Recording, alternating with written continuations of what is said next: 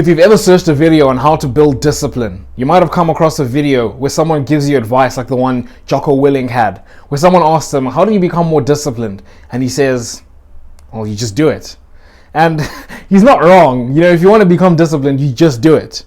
But that's not particularly helpful. Like, it's not like I haven't tried that, right? When you're watching the video, right? And while there's truth to that, in this video, I'm going to tell you how you can use motivation to build discipline. Right, you might have thought about this before, and I'm going to explain to you the way I understand it. Right, so what you want to do is you want to find something that's just going to give you long-term motivation. Right, you can call this your why. And when people talk about finding your why, they usually picture this moment of enlightenment where everything just changes. You just flip a switch and you got unlimited motivation. And it's just not true. Well, actually, it is true, but only to a certain extent. Right, I'm going to tell you about how in 2021, I've said this before, I had, like, you could call it my moment of enlightenment, I guess. You could call it the moment I found like some sort of like long-term motivation. It was at the start of the year when I spoke with someone that I hadn't spoken to for over a year, right? And the last time I'd spoken to him was at our graduation from high school. So, you know, when you finish high school, it's like, oh, I'm going to reinvent myself and all of this. I'm starting university, I'm going to reinvent myself. So this was after my first year of university. I've spoken to this guy for the first time. And I remember I was speaking to him, I was just like, damn, I haven't spoken to this guy in a year. And my life is still the same. Like all these plans I had, I just backtracked. And by the way, this first year of uni was 2020, it was COVID. So, you know, like it was pretty bad. We were all locked down and I was eating like crap and all of that. So it was at the start of 2021, I was like, I do not want this to be me, like 5 years from now, 10 years from now. You're coming back to a high school reunion. Maybe people have got kids and everything, and you're looking at your life and you're like, ish, my life did not turn out the way I wanted it to turn out. You don't want that. And for me, that scared me into being like, okay, well, I need to start like getting back onto self-improvement, because I'd left like self-improvement. Because I've been watching videos before, I've been trying to improve my life, and then 2020 just came, I was just like, screw that. I don't need self-improvement. Or not that I don't need it, I just gave up on it. And 2021, I was like, nah, I can't let this be me 5 or 10 years from now, because at least now, thank goodness that it's happened now when I was 19.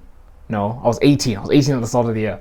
I was 18. I was like, I'm still 18, so it's cool. I've still got lots of time to change this. But if this happens when I'm 30, 35, I'm in a job, I've got kids to look after, it's just way more difficult to change your life then. So that was my moment of enlightenment, and I got onto self-improvement. I actually gotten into like good shape and everything, and I'm not riding the momentum of that, but I haven't gotten off of self-improvement since then, right? But I can tell you something for a fact is that 2021 I was decent. Like I was doing pretty well. I was motivated. There were hard times, but I was being somewhat consistent, right? But the wheels fell off last year. So last year was 2022. So it lasted me for about a year, and then last year it just fell off, right? And that's the thing with like motivation, especially that intrinsic motivation. You hear people talk about extrinsic versus intrinsic motivation, and you know, intrinsic motivation is the one that comes from within. It's like that millionaire who's had an insecurity about people not thinking he was good enough when he was a child, and now he's built this multi-million-dollar company to like prove people wrong or whatever it is. He's got a chip on his shoulder. You could call that intrinsic motivation. The thing with intrinsic motivation is, unless you're like one of those people who like, you know, you get those people who become millionaires and they're like, oh, I did it for my mom, I saw my mom struggling and all of this, and you know, they have that intrinsic motivation. It's just like my mom or whatever it is. Like people have like that kind of intrinsic motivation. Most of us don't have that. And when you do get like a moment of enlightenment like the one I had 2 years ago, that intrinsic motivation, I want you to know that most of the times it's going to run out. But it's going to run out after some time, right? And the idea is now you want to make sure that by the time it runs out, you've built discipline. You're using the motivation to build discipline, right? So for me, what I should have done, I think I tried. I gave it a decent attempt. But what I should have done is that I had that intrinsic motivation, right? So everything was not easy, but you know, I was consistently doing things. Like I had like that push to keep doing it. I should have made it a very strict point to make sure that I follow my routine meticulously throughout that period. So if you have a year of following your routine meticulously, and then you run out of motivation, right? It's going to be hard kind of adjusting because now you're a little bit less motivated, but realistically, a week to like a month, and you keep pushing. After that, you're through like that difficult period. It's instilled now. You've got the discipline, right? That's ideally what I should have done. I like to use the analogy of, in South Africa, we have something, we call it a braai. I know people overseas, you'd call it a barbecue. Basically, when you're building a fire, you can just say fire. Okay, when you're building a fire, when you first start, right, you put like the charcoal, and you put like the sticks and everything, and you put the fire lighters, paper, whatever you can to get a fire, right? When you light the match, you want it to just ignite immediately. That's why you have like the fire lighters. You get like the dry leaves. I don't know if you've ever tried to build a fire, but just stay with me, right? If you're building a fire, just building a campfire, you're going to use like all the little sticks and all the little things you want to ignite very quickly, right? That's what I call the motivation, right? But what's the idea with these things, right? They ignite, but they also burn out really quickly. Like they'll burn out after a couple of minutes.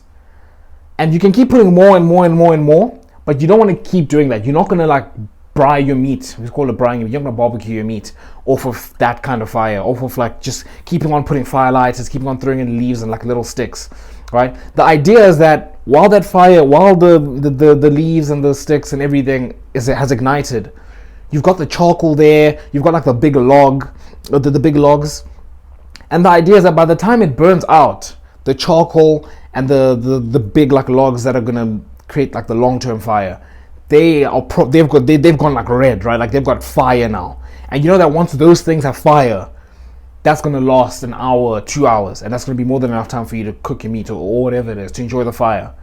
And that's the discipline, right? So the igniters, the paper, the little sticks, all of that, that's motivation. That's your motivation. You need that to start your spark, to get the fire, just to get a fire, right? You're not going to try and put that on the charcoal or on the log. It's just not going to ignite. It's never going to happen. It takes a long time for that to ignite.